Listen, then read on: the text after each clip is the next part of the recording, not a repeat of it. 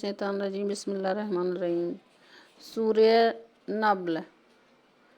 सूर्य नम्ल मक्की है और इसमें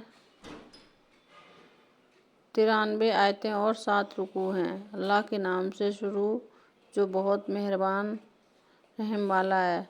रुकू नंबर 1, ये आयतें हैं कुरान और रोशन किताब की हिदायत और खुशखबरी ईमान वालों को, जो नमाज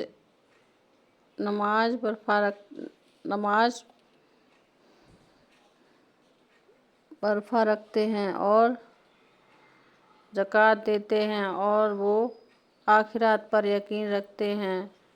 वो जो आखिरत पर ईमान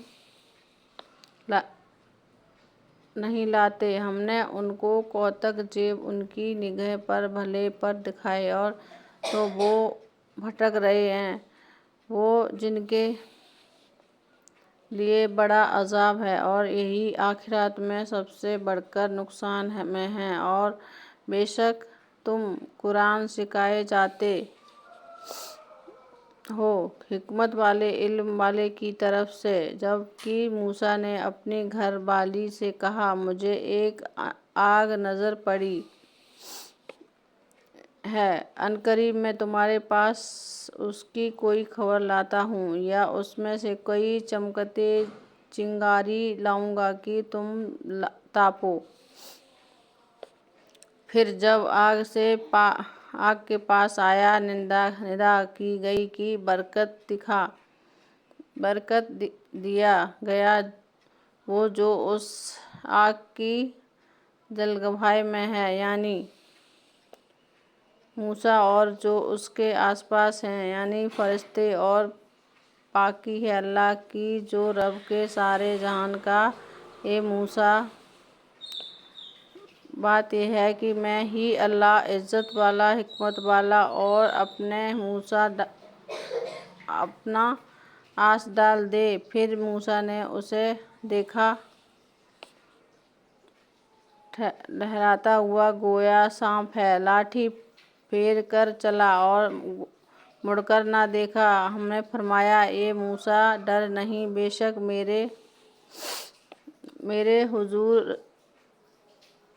मेरे हुजूर रसूल को खौफ नहीं होता।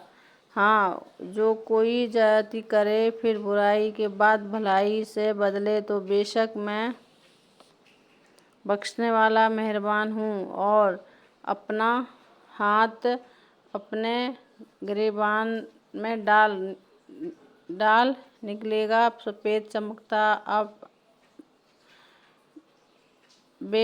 मैं 9 निशानियाँ में फिरौन और उसकी कौम के तरफ, बेशक वो हुक्म लोग हैं। फिर जब हमारी निशानियाँ आँखें खोलती उनके पास आईं, बोले ये तो शरई जादू है, और उनके मुनकर हुए और उनके दिलों में उनका यकीन था जुल्म और तकब्बुर से। तो देखो कैसा अंजाम हुआ फसादियों का। तो ये सूरह नम्ल ये रुकू नंबर 1। कैमरा फ्लश हो जा रहा है, तो आप भी देख लीजिए, तर्जुमा के साथ कुरान को पढ़ सकते हैं, देख सकते हैं। तो ये है, आप यहाँ से पढ़ सकते हैं सूरह नम्ल की रुकू नंबर 2। बेशक अल्लाह हमने दाऊद और सुलेमान को बड़ा इल्म अता फरमाया और दोनों ने कहा, सब खूबियाँ अल्लाह ही के लिए हैं। अल्लाह को जिसने हमें अपने बहुत से ईमान वालों बंदों पर फजीलत बख्शी, और सुलेमान दाऊद का जो ज़मीन जो नशीन हुआ, और कहा, ये लोग हमें परिंदों की बोली सिखाई और हर चीज़ से ना हमको अता हुआ।